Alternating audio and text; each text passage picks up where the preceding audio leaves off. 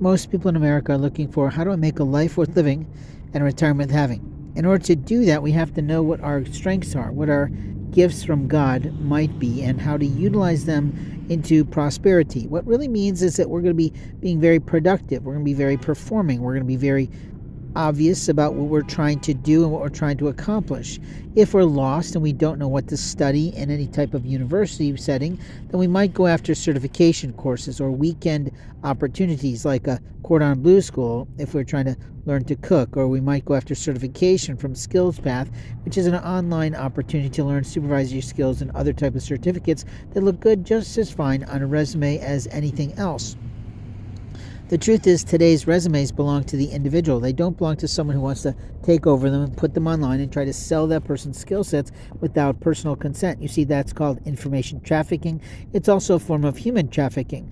You don't have the right to keep asking people for their social security numbers because you're proving that you're abusing people's privacy. The social security number wasn't really supposed to be something used within the tax bracketing area of life, but it turned out that way. Now, I'm just telling you the truth in the history of the number, but someone once told my mother that there'd be new numbers. I never saw that again. I think someone was lying to the elderly. Now, that happens on a regular basis, and we know that.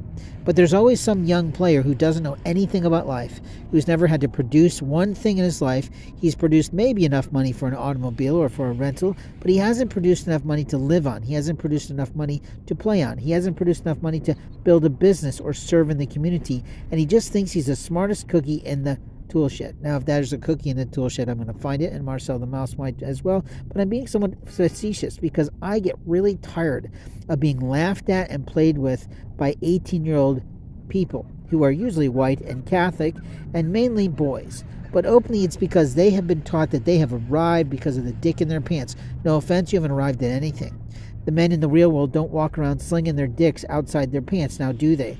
What they do is go out and show their prowess. They provide their prowess by what they drive, by where they live, I suppose, in terms of the publicity of their life, but it all could be a facade. You don't know what their bank account is like, and you don't know whether or not they're living paycheck to paychecks and living beyond their means, which many people are doing today. A man who's frugal like me knows how to build himself a nice little lunch for $2 and some gifting from some marvelous Starkist chicken packets that someone gave me because they heard me say, hey, I need chicken. And they didn't want to do cans, or they thought this was a better deal, or they thought it was a better investment. It worked out just fine for me. But I'm talking about truth. The truth of life is that I built a business and I lived in it, lived around it, lived on it for 15 plus years. What did you do for your community? I also ran a business forum that allowed me to talk to people, interact with people, network with people in my community, get to know people, and decide who I did and did not want to do business with. But it was always funny how these people would go out into the community and say that they're there to help you build their business, they're there to help you gain clients. When you actually asked them to help you do that, they couldn't deliver.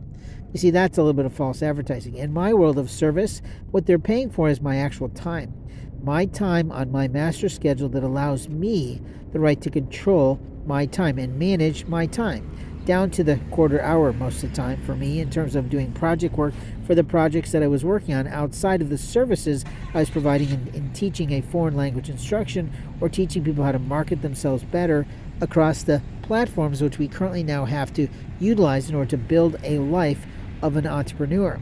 If you're not an entrepreneur, you probably have all the relationships that you can muster. You've got people out there as your agents trying to push you forward, trying to sell your stuff, trying to get you brand opportunities, trying to get you personal imaging opportunities. But that may not be the case. If you're a small business, if you're a microscopic business, it's all based on word of mouth and how people feel about your ability to listen. Listening skills are the most important skills that we teach our children. How to listen, how to repeat what they've heard without emotion and without eclecticness of what they think they're hearing.